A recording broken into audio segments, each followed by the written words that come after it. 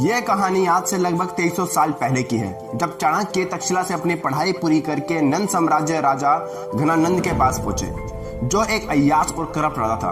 उसने अपने करप्शन से बहुत सारा धन जमा कर लिया था और उस धन को अपनी मौज और अय्याशी में उड़ाता था।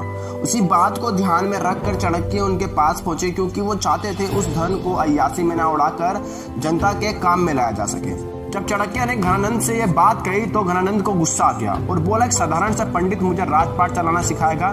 घनानंद के मंत्रियों को चाणक्य की बहुमता को देखकर बहुत ज्यादा इनसिक्योर फील हो रहा था, इसलिए उन्होंने राजा को उल्टी सीधी एडवाइस देकर चाणक्य को बहुत ज्यादा जलील किया। और उसी वक्त चाणक्य ने बोल दिया घनानंद को कि ये तुम्हारा राजपाट मैं तुमसे छीन के दिखाऊंगा। और ये सुनकर घनानंद को बहुत ज्यादा गुस्सा आ गया और उन्होंने चाणक्य को बंदी बनाने का आदेश दे दिया। लेकिन चाणक्य ने अपनी चतुराई का इस्तेमाल करते हुए वहां से भाग निकले। चाणक्य उस अपमान को भूल नहीं पा रहे थे। उन्होंने अपने मन में ठान लिया कि एक दिन यह एक अखंड भारत बना के रहेंगे और जो भी इनके इस विजन के बीच में आएगा उसका उससे राजपाट छीन लिया जाएगा। फिर चाणक्य की मुलाकात चंद्रगुप्त नामक एक लड़के से हुई। उन्होंने चंद्रगुप्त को पॉलिटिक्स, इकोनॉमी और युद्ध की लड़ने की नीतियां सिखाई और उस सभी नीतियों में चल के चंद्रगुप्त मौर्य बनता है, जिसने अखंड भारत का निर्माण किया। और चंद्रगुप्त ने जौन सी नीति सीखी उसे आज चाणक्य नीति के नाम से जानते हैं। और आज हम इस वीडियो में उन्हीं नीतियों के बारे में बात करेंगे। उन सभी नीतियों को मैं बेस्ट और इजी एग्जांपल के साथ आपको समझाने की कोशिश करूंगा, जो आपकी लाइफ में कहीं ना कहीं जरूर काम आएगी। उनकी पहली नीति है लर्न फ्रॉम अदर्स। कहते हैं चोट खाकर चलना इंसान को बहुत कुछ सिखा देता है। वो बहुत ज़्यादा एक्सपीरियंस्ड हो जाता है। मतलब जितना हम किसी काम में फेल होते हैं उतना ही उस काम को करने की हमारी नॉलेज बढ़ जाती है। लेकिन आप चोट खा कर सीखने की बजाय आप किसी दूसरे के एक्सपीरियंस को सीख कर आगे बढ़ सकते हैं। अगर आप चोट खाकर सीखने लग गए तो आपकी ये लाइफ, ये जिंदगी छोटी पड़ जाएगी। हमें बचपन से ही हिस्ट्री और महान लोगों की कहानियां क्यों सुनाई जाती थी, आपने कभी सोचा है? उनकी कहानियां पढ़कर वाह करने के लिए नहीं सुनाई जाती थी। वो इसलिए पढ़ाई जाती थी क्योंकि हम उनकी लाइफ जर्नी और एक्सपीरियंस से कुछ सीख सके, उन एक्सपीरियंस को अपने लाइफ में अप्लाई कर सके, उतार सके और अपना टाइम बचा सके। वो कहते हैं ना, पहले से अगर कुआं खुदा हुआ है तो उसे में से ही पानी निकाल लो। अपना कुआं खोद कर टाइम वेस्ट मत करो। स्थिति के अनुसार ढालना सबसे बड़ा गुण है।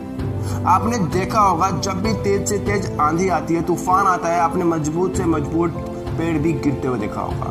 पर समुद्र के किनारे खड़े पाम ट्रीज तेज हवाएं भी सह लेते हैं, क्योंकि वो फ्लेक्सिबल होते हैं, मतलब लचीले होते हैं। उन्हें सिचुएशन के अकॉर्डिंग फ्लेक्सिबल होना आता है और इसी फ्लेक्सिबिलिटी को, इसी लचीलेपन की वजह से ही तेज हवाएं इनका कुछ नहीं बिगाड़ पाती और सिचुएशन के अकॉर्डिंग नहीं ढलते, उन्हें तूफान डिस्ट्रॉय कर देता है। इसलिए हमें अपनी लाइफ में फ्लेक्सिबिलिटी रखनी पड़ेगी अपनी लाइफ को बचाने के लिए, क्योंकि सिचुएशन के अकॉर्डिंग अपने आप को ढालने से हम कमजोर नहीं पड़ते बल्कि डिस्ट्रॉय होने से बच जाते हैं।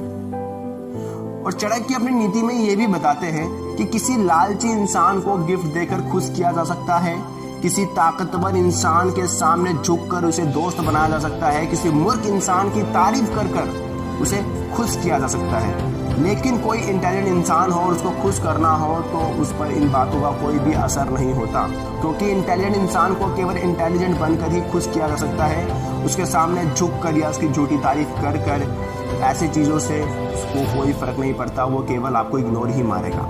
चाणक्य की इंपॉर्टेंट नीतियों में से एक ये भी है कि अपने फ्यूचर प्लान्स उन लोगों के साथ कभी शेयर मत करो जो उस प्लान का हिस्सा नहीं है। कब कौन आपको बर्बाद करना चाहे आपको नहीं पता और ना ही किसी और को पता होता है। अगर उसके पास अपना प्लान है तो वो आपको आसानी से बर्बाद कर सकता है। अब जो चाणक्य की अगली नीति है वो उन लोगों के लिए जो टीम वर्क पे बिलीव करते हैं। उन्होंने इस नीति को इस प्रकार समझाया है कि युद्ध मतलब वॉर में जाते हैं तो तलवार के साथ साथ ढाल भी काम आती है। हाँ, लड़ते टाइम तलवार बहुत काम आती है, लेकिन दूसरों के वार से बचने के लिए ढाल भी काम आती है। हर टीम में शार्प और माइंडेड लोगों के साथ साथ चुपचाप और स्टेबल लोगों का होना भी बहुत जरूरी होता है, क्योंकि ये स्टेबल लोग आपका कभी भी साथ नहीं छोड़ते, चाहे आपकी लाइफ में कैसी भी सिचुएशन चल रही हो।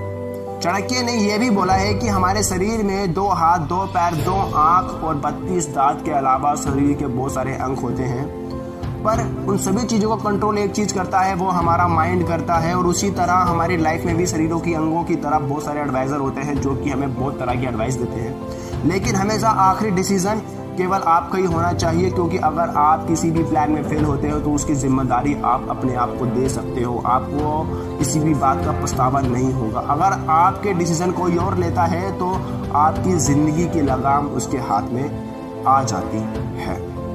ये सभी नीति हमको पावरफुल बनाती हैं अगर हम इस चीज़ को अपनी लाइफ में अप्लाई करते हैं तो। अगर आपने मुझे अब तक सुना है, इसका मतलब ये है कि आप अपनी लाइफ को लेकर कहीं ना कहीं सीरियस हो। और कमेंट करके ज़रूर बताना आपको ये वीडियो कैसी लगी।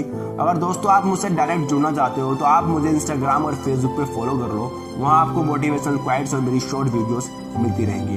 तो दोस्तों आज के लिए इतना ही, मिलते हैं नेक्स्ट वीडियो में। जय हिंद, जय भारत।